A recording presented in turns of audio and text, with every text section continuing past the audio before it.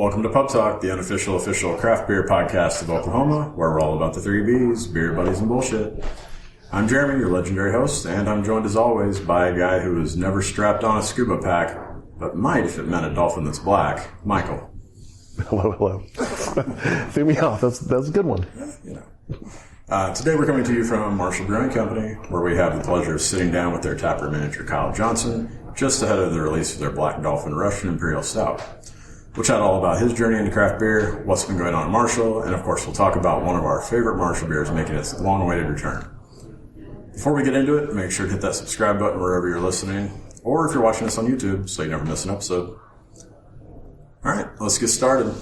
So, first of all, thank you for being here. Thank you guys for having me. Yeah, appreciate it. Thanks for helping us complete the Marshall tripod. Of course. So we like to start these episodes with guests off just by kind of letting you introduce yourself and tell us a little bit about who you are and what you do. Yeah, so my name's Kyle Johnson. I've been with Marshall Brewing Company for just over 3 years now, over a 4-year stretch of time. Took a year hiatus, went and did something else, and came back to it. Missed it too much. Couldn't not do it. Taproom manager, so I run the day-to-day operations here. Everything from special events, keg rentals, staffing, making sure beer's in the tanks. Somewhat between a janitor and a train conductor. I'm always cleaning things up, and I'm always making sure everything's steered in the right direction going forward. So, Right on. Well, I guess you probably should start the show off with what we're here for. What are we drinking beer is today? most important. Buddies and bullshit to come after that. Yeah. Right? Beer definitely seems to be the most important of this equation. Beer often leads to those other things. So today we're talking about the Black Dolphin Russian Imperial Stout, making its return for 2019. The base beer for it is about an 8.5% Imperial Stout. Every year previous to now, the bottle release has been aged in bourbon barrels. This year marks the first time that we are going to be aging it in port wine barrels and releasing that in a bottled version. So be a first time we've done that. We've done some other barrel variants just in real small quantities in years past. The response to it has always been great. People love trying new things and experimenting with different flavors. And so for us, being able to take port wine barrels that are a little bit richer, just have a little bit different character than our typical bourbon barrels was a fun experiment. We're also switching it over to 12-ounce bottles this year for the first time.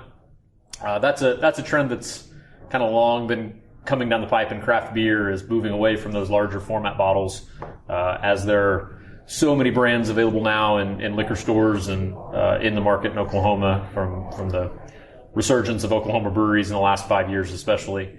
22-ounce bottles are just kind of slowing down overall sales-wise. Becoming harder and harder to commit to a full 22-ounce bottle, get shelf space for it and that sort of stuff. So for us, making the switch to 12-ounce bottles for this year lowers the price point, makes it a little more accessible. You're going to be able to walk in here on Wednesday and pick up a bottle of this for $6, tax included. And that's something that we're pretty proud of, is putting out good beer, doing it for a good price. And so that 12-ounce package makes that a little easier for us as well. So you're doing it in singles? Single bottles. Okay. Yeah, single bottles. That way it just makes it easier. I mean, we'll have 6-pack holders. If you want to buy 6 of them, you can. But okay. the beer itself can be purchased just individually. Right on. Awesome. So I just want to make sure. So Friday, there's another variant, right? So we did go ahead and do some of the other barrel variants this year, but they will all just be draft-only releases. So okay. Black Friday this year, we moved our typical bottle release up to Wednesday. We got a lot of people that are in town early for the holidays. Oh man, I'm leaving on Friday to go somewhere else or to visit other family or whatever. And so our typical bottle release misses some people that are in town on Wednesday. So moving the bottle release to Wednesday, we'll have enough of it that it'll last till Friday. I mean, we made a pretty substantial amount of the beer, so it'll still be around Friday if people miss out on it Wednesday. But Friday, we will have another variant available that's just on draft, aged in rye whiskey barrels. Okay. So that'll be probably the closest one this year to what most people would consider traditional Black Dolphin, just because it doesn't have, the port wine adds a little bit of sweetness. We did an apple brandy barrel age that we released a couple weeks ago that was fantastic, but again, that apple brandy is a little bit on the sweeter side. And so the rye barrel's kind of the most traditional Dolphin, so to speak, in that it doesn't have that extra sweetness to it. The rye is a little sharper and a little drier, more akin to a traditional bourbon barrel. Right on. So that'll be the release on Friday, draft only. So just here at the tap room. Okay. And the bottles are only being sold through the tap room? Bottles are only being sold through the tap room as well. We did a limited run. This is kind of going to be our test period, so to speak. We'll see how everybody reacts to the 12-ounce bottles this year. And if all goes well, I can see us expanding this program and pushing some out into the market in future 12-ounce releases. Gotcha. Okay. So what else do you guys have going on Black Friday?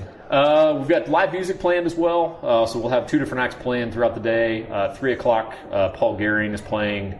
At 6 o'clock, we have a band called The Lost Dog that'll be here playing. They both played here at the tap room before and are always crowd favorites. So brought them in for Black Friday. We'll have our friends at Toasty Pros food truck here as well. 12 to 7, I believe, is what they're planning to be here.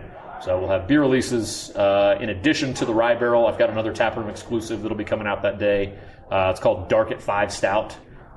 Getting into the winter months and the long nights of winter, we wanted to do a darker beer that was a little more on the sessionable side. Black Dolphin's great, but if you start drinking it at 5 o'clock, you're not going to see 10 o'clock. So with that in mind, we brewed a 5.5% American Stout. So not quite as big, not quite as bold, no barrel aging on it. We hopped it with Galaxy hops for some bitterness, but it will make just kind of a nice lower ABV alternative for the winter months. If you still want a dark beer, but you want to have 3 or 4 of them instead of just one of them, the lower ABV option works well. So that'll be released as well. It's another taproom exclusive, so no bottles, but we will be doing growler fills on that one as well. Awesome. So we'll have that one on drafting for growler fills Friday. Okay.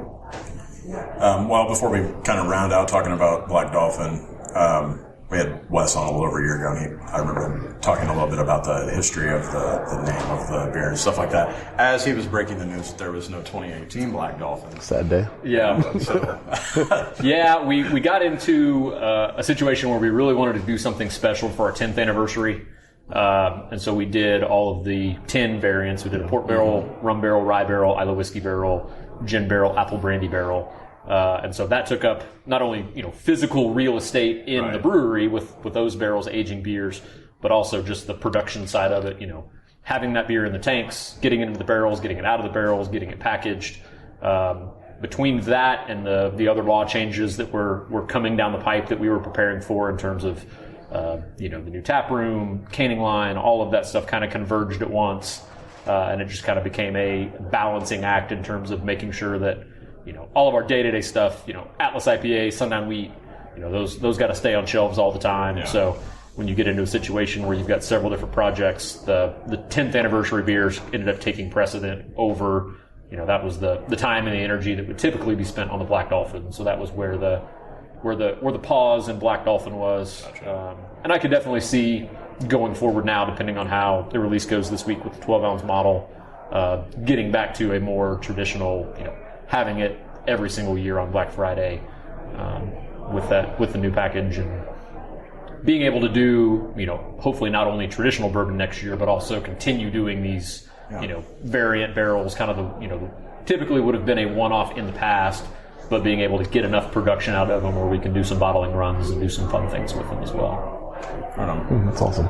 And so for those that don't know, and haven't listened to the West episode, I guess, the name comes from an actual prison, doesn't it? So it was before I was here, the Black Dolphin started, but the legend is that in coming up with a name for the Russian Imperial Stout, somebody stumbled upon a documentary talking about the world's toughest prison, which happens to be in Russia, and thought, man, Black Dolphin's kind of it'd be kind of a cool name to incorporate. And so coinciding with the fact that we were brewing this Imperial Stout and looking for something to name it, Black Dolphin came along. Our graphic guy came up with a great logo for it. If you've got a bottle in front of you or have a bottle shortly, you can see some barbed wire and some other little elements that kind of reflect back to the roots of the name being a prison and being kind of a very tough, ominous place that you don't want to go or a thing that you don't want to mess with. So Black Dolphin's always been a popular beer for many reasons. It's obviously delicious, but I definitely think the art that he did along with it, and all of the graphics that he's come up with over the years have helped that out as well. Yeah. So I got to ask, anytime there's someone new on the show, if you remember your first craft beer or your epiphany beer that made you decide to stick with craft? I've got a couple. So in college, I've waited tables. I've always been, kind of in the service industry element. So waited tables. I worked at a restaurant in Edmond that had 4 beers on draft, and it was, the typical Bud Light, Miller Lite, Boulevard Wheat, Shinerbach were the four that we have, and never really, getting off your shift, everybody would go sit at the bar and have a beer, and just never really was a big fan of the Bud Light. That's what everybody drank. And, no, that one's not really for me. And kind of throughout, started drinking Shinerbach, which, little maltier, got a little bit more body to it, just kind of a different flavor than those other, kind of light lagers that were the thing when I was 21 years old. That inched it a little bit in the direction.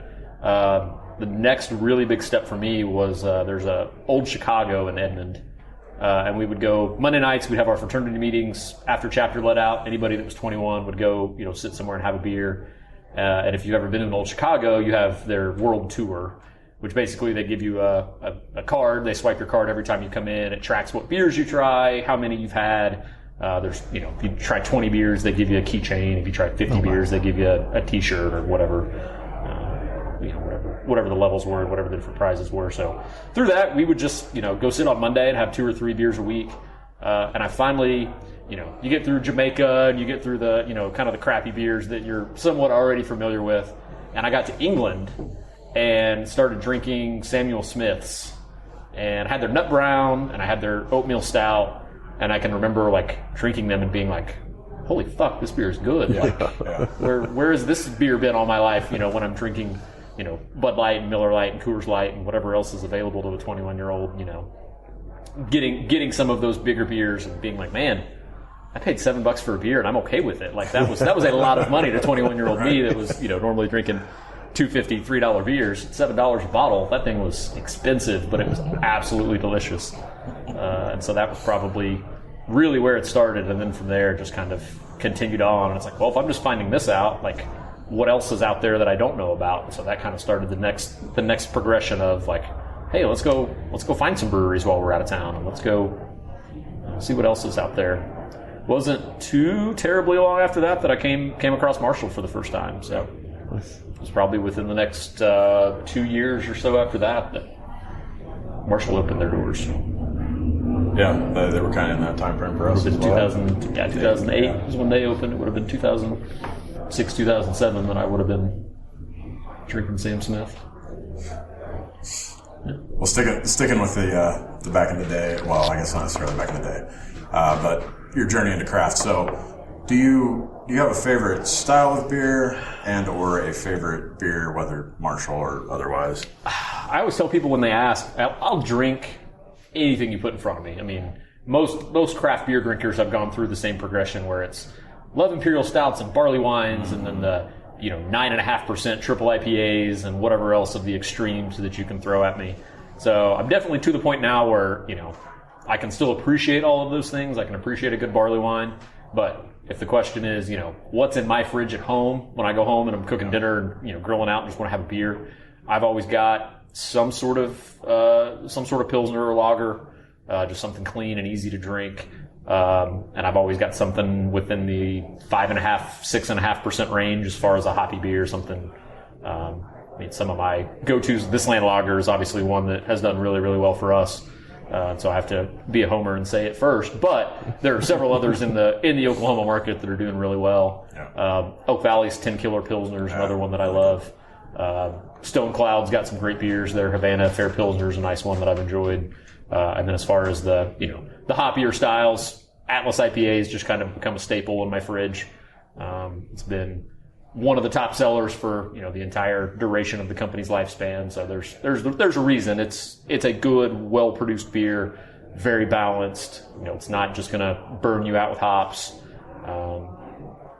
But Stoneclad Astro Dogs, another one that I enjoy. Roughtail Everything Rhymes with Orange. Those are typically the styles that you'll find in my fridge at home.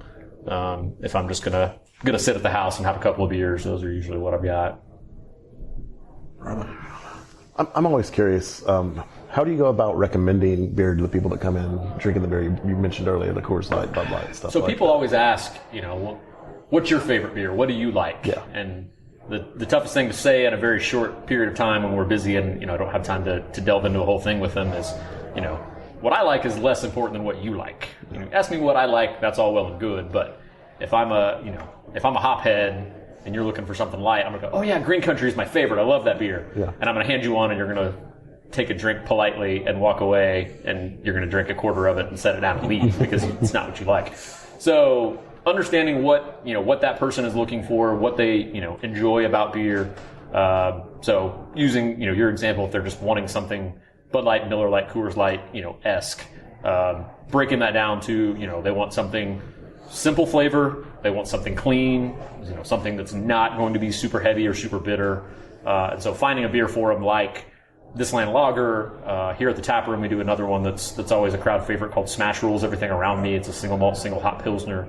It's a rotating series we do at the taproom. It's taproom only. So every time we brew it, it's a different hop variety, but it's another one of those just really simple, really clean.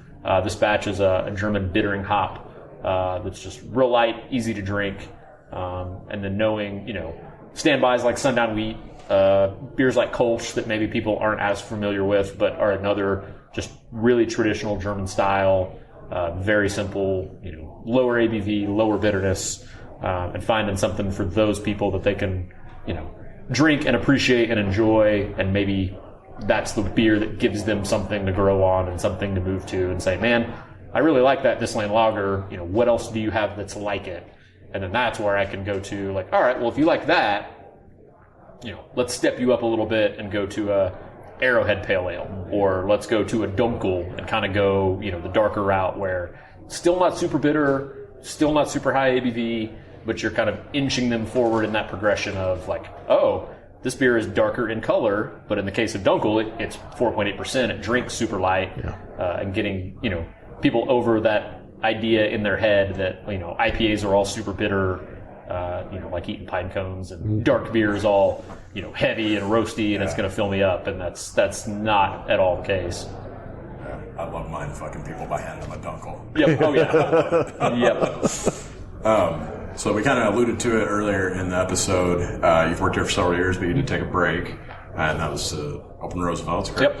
Yep. Can you talk to us a little bit about that, one of the more popular craft beer destinations? Yeah, so I had worked at a company called Quality Beverage that was a beer broker here in Oklahoma. Had the opportunity to work with some really amazing brands, Founders, Great Divide, Avery, Pabst Blue Ribbon, sorry, not that one. But had phenomenal success working with them, loved working with those brands. But I met Josh Royal, who's the owner one of the owners at Our Bar and Grill. Really got to know him very well. Good business relationship, became friends. He knew my background kind of in the restaurant business, and came to me and said, hey, got an idea to open a place, would you be interested at all in getting back into the restaurant side of it? And I said, well, under the right circumstances, sure. I'd been at Quality for about 2.5, 3 years at this point, so pretty well entrenched there and enjoyed what I did, but felt like that was an opportunity that wasn't going to present itself that many more times in my lifetime. If it was anything that I was interested in, that was the time to go ahead and do it. So he and I started working on that concept and putting everything together. It was actually about that time that the Marshall guys approached me. Nothing with Roosevelt's was public knowledge or anything yet. The Marshall guys approached me and just said, hey, we're looking for somebody to come in and run the taproom operations. Taproom was a very new thing for Marshall at the time. And so sat down with Wes and Eric and was very intrigued by the idea, obviously knowing that I had Roosevelt's, in the works. At the time it wasn't even called Roosevelt's, but had that in the works. Went back to him and just said, definitely something that I'm interested in, but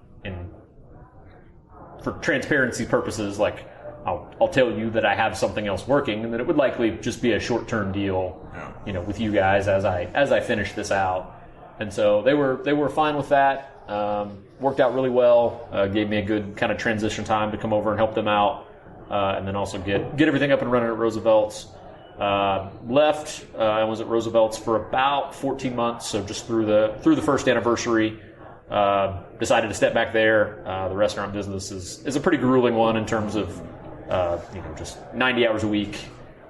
Roosevelt's is a huge place, so in terms of staff and just overall volume, just decided that, you know what, I did it, I enjoyed it, but not where I want to be, long term. And so came over for a beer one day, caught up with Eric. We sat down and had a beer and just kind of hashed out, hey, I'm interested in coming back if there's still a place for me. And thankfully, Wes and Eric were very excited and on board to have me back. And everything fell back into place. Their original plan in getting me to come work for them was this new tap room. Just like everything else construction-wise, it kind of dragged. And so it worked out really well that I was able to go and do Roosevelt's and still come back here in time to, really get the ground laid for this new tap room. So timing-wise, it worked out really well that I came back and was still able to help them do what they initially wanted me to do, which was kind of some of the construction phase of, putting things in the right place and figuring out exactly how we wanted to make this tap room work. So nice. That's awesome. I need to fix the video real quick. Okay. I'll take a drink while you're doing that. Man, especially as it's warming. Were you working here for Black Dolphin Friday 2017? I was. Okay. Yep. Well, you saw a side of us. I was here 2017. Yeah. I saw a lot of people that day. Like noon to 7 or something. I don't know. Yeah, it was bad. Last year we did the 10th anniversary beers as our Black Friday release. Yeah. So 2017 was the last Dolphin 22 ounce release. I was here for that. The previous Black Friday was when I was at Roosevelt's. The Black Friday before that, we were in the old tap room, and it was during the 3-2 days, so we did the Tulsa County Session Stout. I don't know if you guys were here at all for that one. No. But we brewed like a little, it was under 3%. It was a baby stout. It's one of the reasons I never made it out. But we did some different variants and some fun stuff with it. We did one with Star Anise. We did one with coffee. We did like a chocolate cherry or something else kind of weird. But yeah, it was the same deal. I was like, well, this is the hand we're dealt. We can only do beer that's 4% below. We might as well try and have a little bit of fun with it while we can. So, we should have drank God, we all don't of have the variants that. of that one. Right. Instead of all the Dolphin. Yeah, because that last 2017 Black Dolphin, we did... It was like 4 or 5 I was trying to remember the other day what all we did, because we staggered the releases out over the day, so we did noon to 9 or whatever it was. Yeah. Noon to 7 maybe. I do think we closed at 7. Now you say that. Maybe it was 7. I think it was 7. We were here damn near till close. But yeah, we staggered the variants out. We tapped one at 1, we tapped one at 2, we tapped one at 4, and kind of throughout the day had some different versions of it. That was fun. Yeah, it was bad. And that's what I've slowly learned over doing these events. You got to pick and choose how many of these high ABV beers you want to release at one time. Because people will try them all if you put them all on one day. Like that was kind of the idea this year. Like Wednesday can be the port barrel. Friday can be the rye barrel. The little 5% stout. Obviously, people can drink more of that and not be too worried about it. And kind of stagger out some of the other. We did the stout day releases. We did the apple brandy barrel and the Belgian stout aging and rum barrel. I've got a Belgian stout aging and rye barrels that'll be out for an event on December 21st called Dark Side of the Tap Room that we do every year. That'll be another fun one. That'll be kind of the next batch of these beers to come out. It'll be the rum barrel Black Dolphin and the rye barrel Belgian stout on that day. You'll probably blow through that apple brandy, right?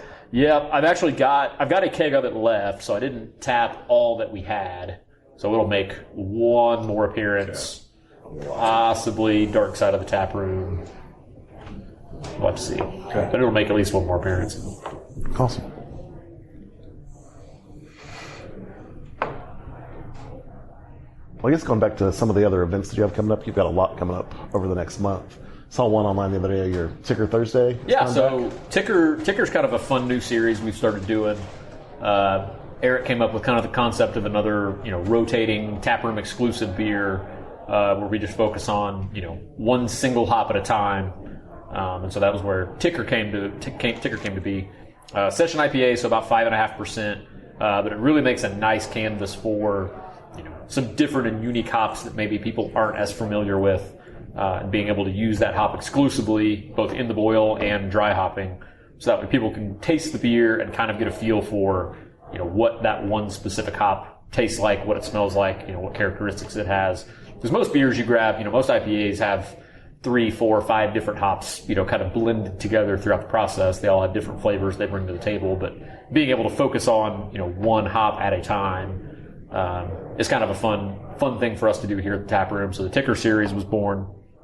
Batch 1 was cashmere hops, and batch 2, we've used a hop called Yukonaut, which many homebrewers, anybody familiar with it, used to be called Equinox.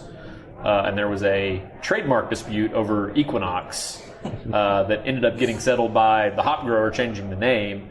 And so Yukonaut is you cannot use the name Equinox. Nice. That's awesome. So they called it Yukonaut. They changed the spelling up a little bit, but you cannot call it Equinox. But, and then off of the base beer, we'll do, so this is Ticker 2.0 that just came out last week.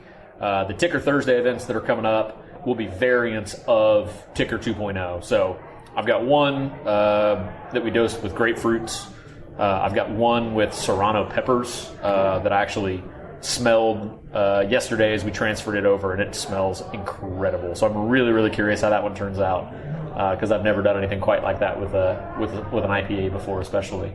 And then I've got 2 others that we changed the dry hopping up on. One we dry hopped with Mosaic and Citra instead of the Yukonaut, and the other one we actually fermented with a hazy yeast strain to give it kind of more that New England style.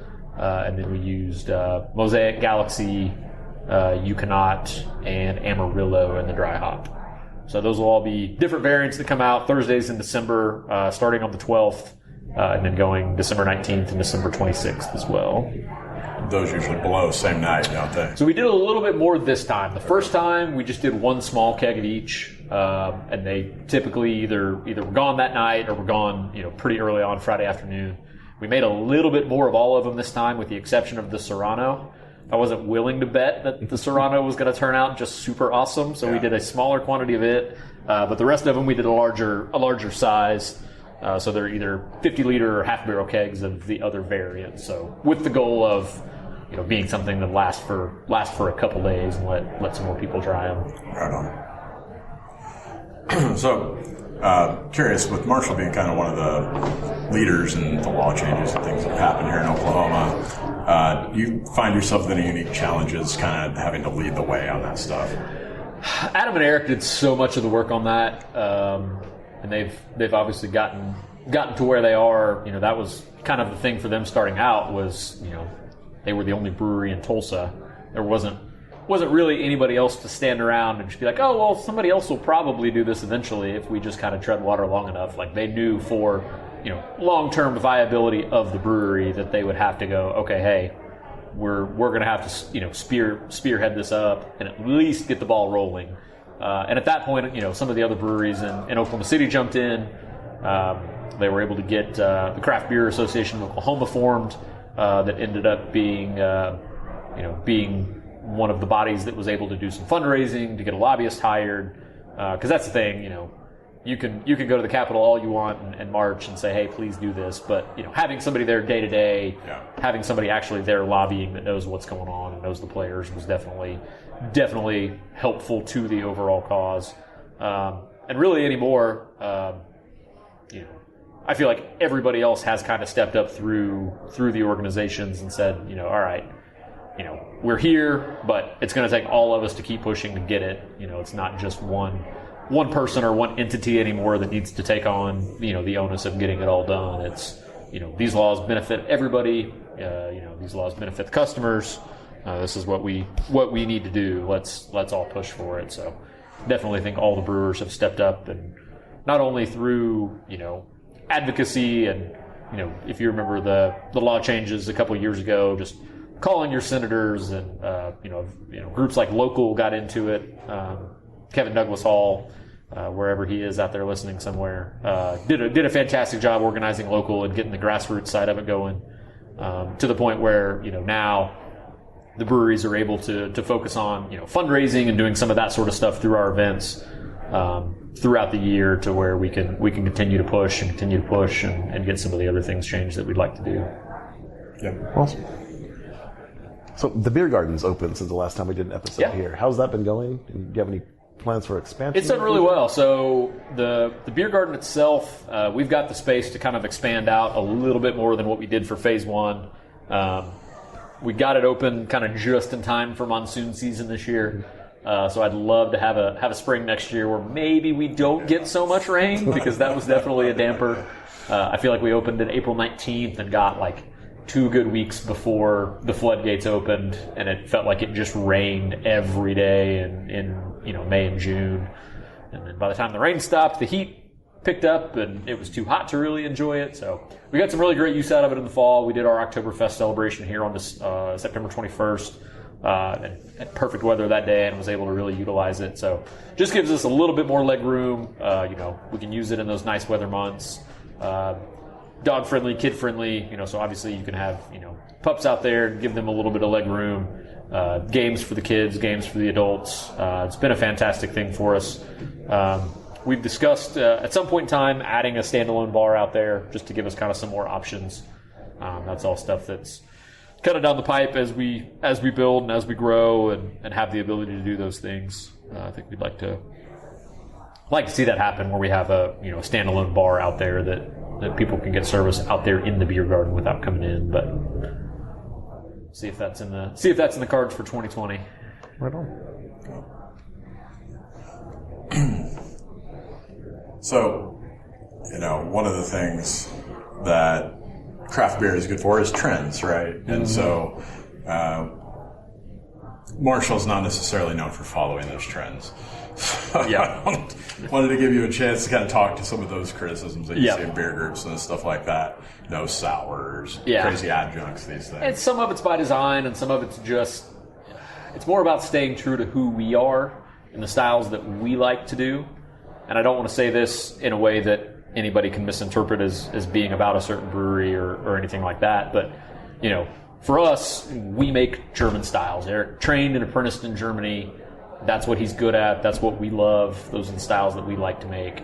I would rather us do those and have a product that we can stand behind and be very, very proud of than go, hey, we need to brew X style because everybody else is, and then we put out a half-assed one because A, it's not a style we understand or know. B, it's not something we really care about. We're just doing it to chase the dollar, and that's never been who Eric is. That's never been who Wes is. That's never been who I am in terms of I want to brew the styles that we're known for and the styles that we can do well and be a good representation of, rather than just, hey, what's the latest trend? Let's brew one and throw it out there and hope that it sticks against the wall.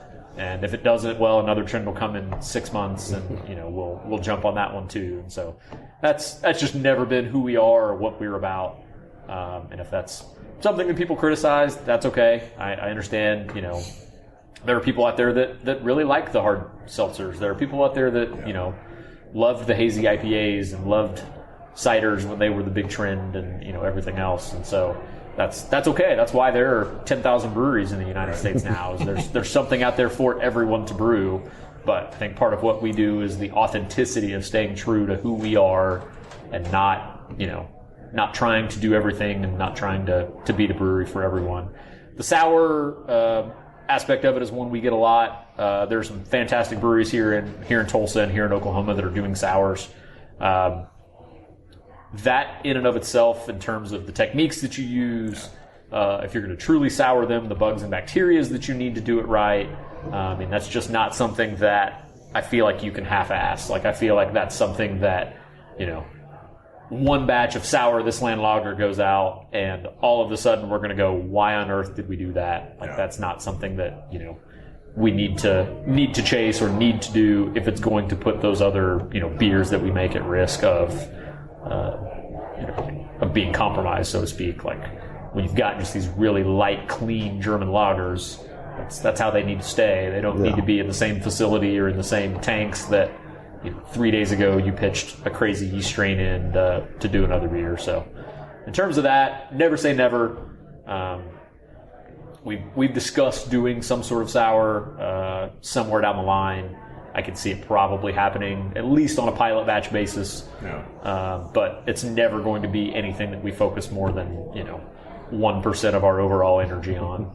Gotcha. So, and that's my wife and I love to go to Solera and try their sours. We love to go to Heirloom and try their wild and funky stuff. Like there are breweries here that are doing it properly, and I feel like us or anyone else, halfway doing it is doing those breweries a disservice that are doing it the right way and that are putting out quality product that they're proud of.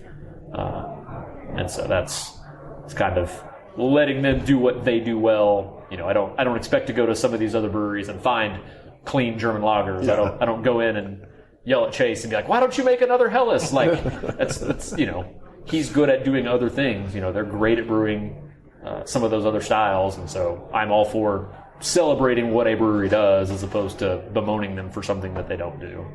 Perfect. Yeah. We've kind of hopped around about some of the new events that are coming up here at the tap room. You have something coming up this Saturday, right? So Saturday we've got Small Business Saturday is kind of popped up in the vein of Black Friday, as Black Friday has kind of become the commercialized holiday, so to speak. Small Business Saturday came about as a way to celebrate some of the local businesses. A lot of the small Tulsa companies are doing special events and things like that Saturday. So for us, we decided to do it this year with Topeka Coffee, who have long been friends of ours. We've done some beer releases with them in the past. So this Saturday, we're going to be doing Big Jamoke Coffee release.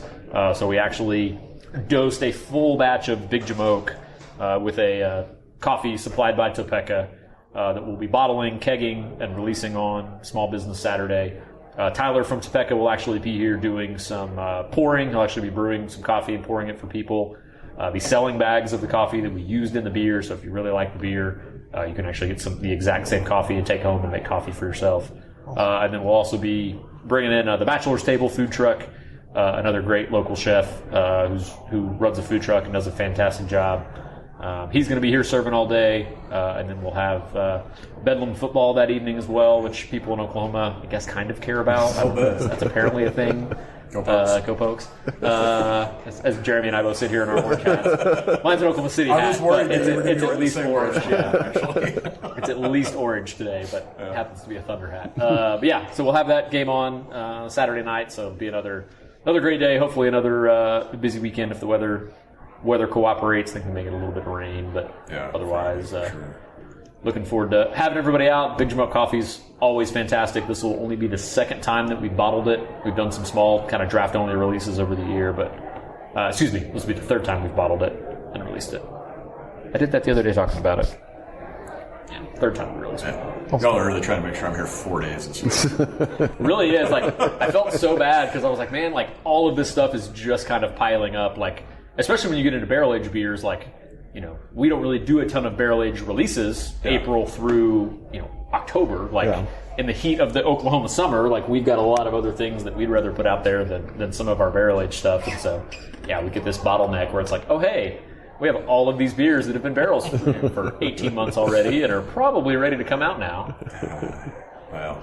So, the apple brandy was in barrels for 18 months. The port was in barrels for 18 months. The rye was in barrels for a full year. It was time for all of these beers to come out. So we've kind of got them all bottlenecked at one time. But hey, it's all right. Nobody will complain. No beer. I think we've reached the end of our questions. Is there anything else you want to mention or throw out there? No, thank you guys for coming out. I'd love to sit down and chat with you about all this stuff, and look forward to all of the events this week and seeing everybody come out. Absolutely. Awesome. Thanks for doing it. you. Yeah, thank you guys. Cheers. Cheers. That guy said, don't let the door hit in the vagina on the way out. That was hilarious. Good idea. That's going to do it for another episode of Pub Talk. Make sure you check out all the great events going on this week and for the rest of the season over at Marshall Brewing Company. And if you're listening to this after the fact, make sure to check out whatever else they've going on, right? Follow them on social media to stay up to date on all the latest happenings, beer releases, taproom exclusives, etc. Thanks so much to Kyle for hosting us today and doing the show. And yeah, that's going to do it for this week. So as always, never forget, there's nothing in life too big or hard you can't handle it over a few beers with your good friends. Until next time, just chill till the next episode.